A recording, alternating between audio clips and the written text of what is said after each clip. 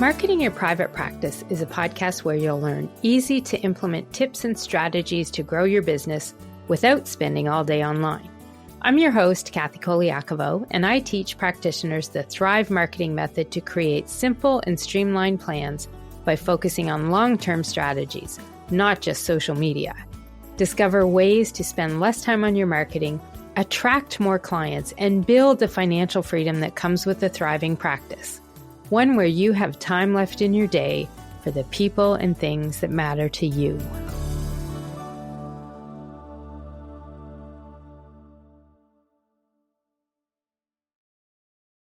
Hey, private practice heroes. Thanks for tuning into the podcast today. I'm your host, Colaiacovo, and today we're talking about the one marketing message that can change everything. It's the message that can help make someone stop, read what you wrote, and think, yes, that's exactly what I need. And if people aren't booking consults with you, there is a good chance this message is missing or just not clear enough. I want to help you fix that. So today I'm going to be walking you through how to build a message like this step by step, so you finish listening to this episode with your very own version ready to use. A version of the one marketing message that gets more clients to say yes. We're going to start with this by having you think back about the last time someone asked you that age-old question, what do you do? What did you say? Did it come out clear and confident? Or do you kind of ramble, trying to cover everything about your business and the services you offer and then hope they get it? Most of the practice owners I work with, people who are really good at what they do, struggle to answer that question in a way that makes someone lean in and say, I need that. And if they're not thinking that that's what they need, you're hopefully getting that same message across so they know if somebody they know, a friend, a relative, whoever it is, would be someone who needs that they totally understand that from what you say to them. When your message isn't clear, everything else you do to market your business feels harder. Your website copy is harder to write. Your content never quite lands with people. And even though you're doing all of the marketing that you are, people simply aren't booking. It's because they're confused. They don't understand enough from your message. But by the end of this episode, I want to make sure you have a message built from a simple structure that actually works and helps people understand who you are, what you offer, how you help people, and what happens to them when they get your help. And this is something, if you follow along with these steps, you'll be able to use it today. Now, in my work with my clients inside my Thrive marketing programs, I teach about the 4 core marketing messages that every practice owner needs. And this episode is about one of those 4 core messages. And it's the main one that shows up everywhere. You will see parts of it on your website, in your bios, in your content. You'll even see it in what you say to someone face to face when you're at a networking event and they ask you what you do. But if this one message isn't clear, everything else will be harder. Most people either skip one part or they try to cram in so much that the whole thing falls apart. I once had a client, a registered dietitian, and when I asked her what she did, she said something like, I work with clients on nutrition and lifestyle changes to support their overall health and well-being. Sounds fine, right? It does. Except it sounds like every other dietitian on the internet. No one reading that would think, well, that's exactly what I need. Because there's not a lot of emotion in it and there's not a lot of specificity in there. When you're trying to create this message and when you're saying it or writing it, because most people are making one of 3 mistakes that make this message clarity a lot harder than it has to be. And these are the 3 things I see the most often and the ones I've pretty much had to fix with most every client that I've worked with. Mistake number 1 is trying to say too much. When you try to explain everything you do for every possible type of client, people won't remember any of it. I've literally said this to a client mid-session. Stop. Pick one thing. Who do you help the most with and what do you help them with? And it kind of feels harsh saying it like that. Stop. But it hits home. And when you hear it and see it that way, you understand. And once we had finished this off, they were actually thanking me for stopping them mid sentence on doing their intros. So you want to make sure that you're not saying too much. Now, the opposite of that is mistake number 2, which is being too vague. I help people feel better, or I support wellness. Now, it's not that these are wrong. They're not. They're just not enough. They're not specific enough for people. No one reads, I help people feel better and thinks, well, yeah, that's what I need. I need to feel better. People need to feel and see themselves a little bit more in your message. When you're vague with your message becomes almost invisible, and it's hard for people to really see anything, any depth in the message at all. You don't want to be too vague. Mistake number 3. Now, mistake number 3 is sounding like everyone else. And this is really all about using generic phrases, or especially these days, those AI polished phrases that everybody is using, and they are ones that do not stick with anybody. If your message could belong to any other practice owner in the field, it is never going to hit home with people, and it will not help convert listeners or visitors or people you're talking to into. It has got to sound like you talking to somebody face to face. And this is critical when it comes to marketing content in particular. AI content, I find I'm using it to take my content and pull it apart. But if I have it trying to create anything, I will have a phrase that I say that's something like, do not use these words. Do not use unlock or master or boost or maximize, supercharge. A new one of late is here's the truth. Another one that is really new is coming out is quietly, or why this matters. These are all phrases that are really getting overused because people are all using AI to create their content. You really want to make sure that you don't sound like everyone else and that you're not too polished, because if you're too polished, it won't sound like you, and it's got to sound like you. So let's jump into this formula that I have for helping you build your own message and giving you a bit of a structure to it. So step 1 is starting with the who you help and what the problem is. If you want to look at it this way, and I will have this listed in the show notes so you can take a look at the formula there. I'm not going to do a download for it or anything. It's just something that you can copy and paste and use. But essentially, the first part of this one-line offer statement that we want you to create, which is what we're creating here, it's a statement that in one line or sentence tells people what you offer, and it fills in the blanks for who you help, what problem you help them with, what you do with them, and the outcome they can expect. So step 1 here is starting with the who and the problem. This is where I want you to look at, and you don't have to use this verbatim, but it will give you a guide. I help fill in the blank of the specific type of person, your ideal client, who is struggling with, and then fill in the specific problem that they have. And I want you to be specific with all of these, okay? I think in episode 112, I had a topic there, the magic of specificity in your marketing message. So I'll put a link to that in the show notes as well. So that's a really great episode. I think it's actually the number 1 downloaded episode on the podcast. Specificity is key. So you don't want to say adults if you only work with women.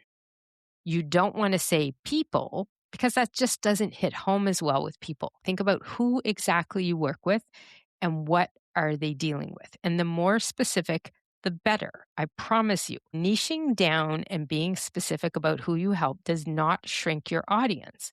It helps attract the right people to you.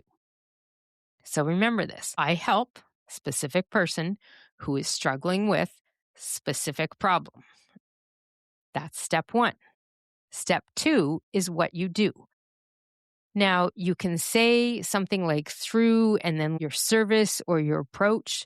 Sometimes you don't even need to say this in here because it's implied from how you would talk about the outcome.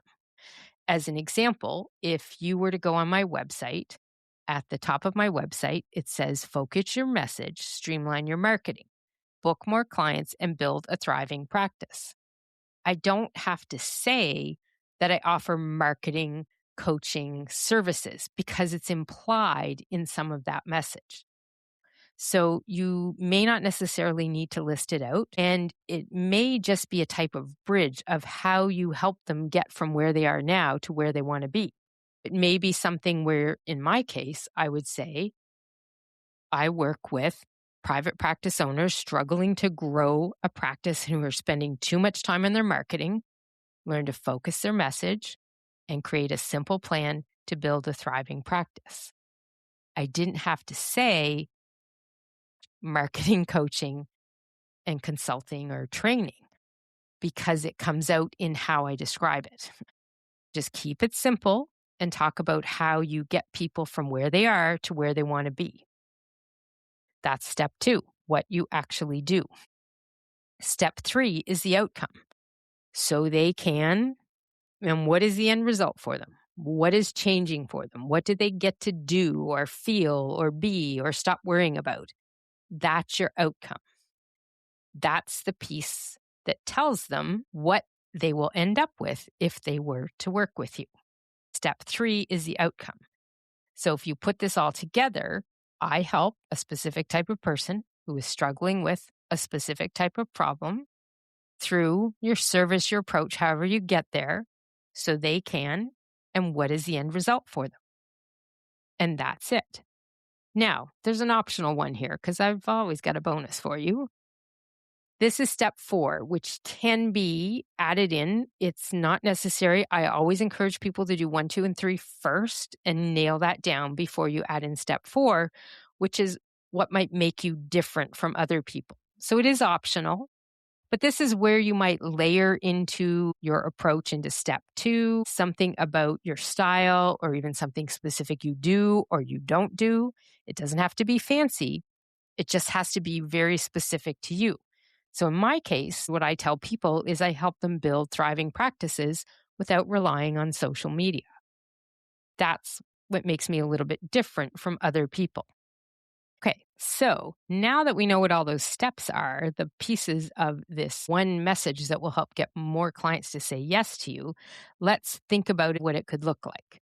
So let's go back and look at, say, a dietitian, where I think I mentioned it earlier, something like I work with clients on their nutrition and lifestyle changes to support their overall health and well-being. So you get an idea of what they do, but it doesn't really hit home with people. But if this person got really specific about what they did, I help busy moms with IBS who are exhausted from cutting out every food and still not feeling better learn a simple, sustainable approach to eating so they can finally feel good without living in fear of what they eat. Same person.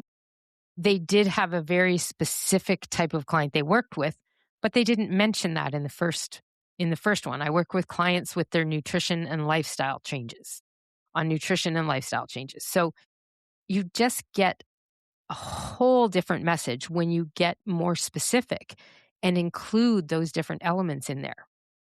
And it's a message that if someone were to see it or hear it, it hits home a lot differently than the generic message of, I work with clients on nutrition and lifestyle changes.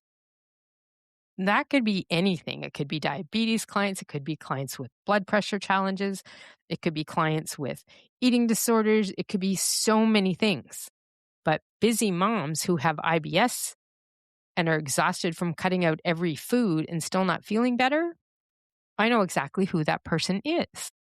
And if it's not me and I know somebody who has that same issue, I'm going to know exactly what you could do for my friend. So now I want you to pause right now on this podcast if you need to, so that if you've been thinking about what you should do for your own, that I want you to keep it in your head or draft your version somehow, even if it's a rough one. What I like to do when I'm walking or doing anything and listening to a podcast where it's like, okay, you need to remember what to do. I just pause, go to my notes app on my phone, hit the record button, and say out loud what I was thinking. Okay? Do that now if you've got something in your head so you don't forget it. Even if it's really rough now, you can refine it later on. And as you work on this message, here's what happens when you get it right and you get more clear with it. People will read your message and they will recognize themselves or their friends, just like I was describing to you a minute ago.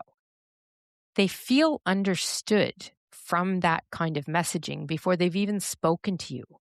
And the trust that you're trying to build with them with your marketing content, this kind of messaging that hits home will speed up everything, including building the trust in you as someone who could help them. They don't need convincing. They just need to know what to do next so they can start working with you. When you have clarity in your messaging, it doesn't just help your marketing work better. Well, it does help your marketing work better, but what it really does is it helps people make their decision faster and with more confidence. Now, if you want to hear some more examples of these messaging makeovers, in episode 152, I did several examples of them, and you can listen to a bunch of them there. And I will put a link to episode 152 in the show notes as well.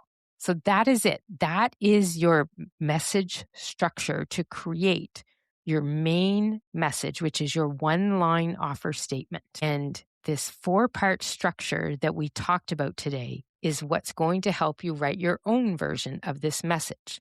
To give you a little recap of it, and again, you'll be able to copy this from the show notes. I help describe who you're helping, who is struggling with whatever the problem is through your service or your approach so they can, and what's the outcome you help them achieve.